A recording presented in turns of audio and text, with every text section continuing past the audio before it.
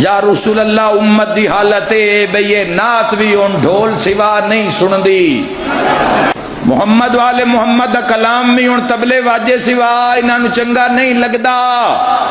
یا رسول اللہ تواڈیاں نعتاں تواڈا کلام حمد بغیر ساز تو نہیں سننا جمت پسند کر دی۔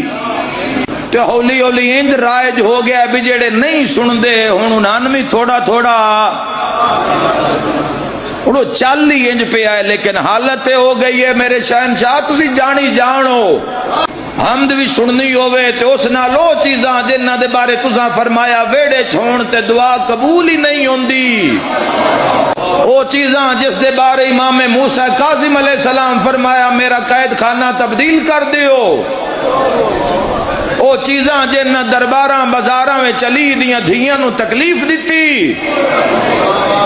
آج کسے نہ کسے سازش دے تحت کسے نہ کسے معاملے دے تحت پھر حرام وچ لذت ہے نا، پھر حرام میں کشش ہے نا۔ ویکھو حرام پیچھے کڈے کڈے گھر اجڑ گئے، کڈے کڈے معاملات دنیا خراب ہو گئے۔ یا رسول اللہ ہر فرقے دے اندر اچھے نوجوان ہیں، اس امت دے اندر جڑے ہر فرقہ واریت دی زنجیر نو تروڑ کے اللہ واسطے کم کرنا چاہندے ہیں، تواڈے دین واسطے کم کرنا چاہندے ہیں،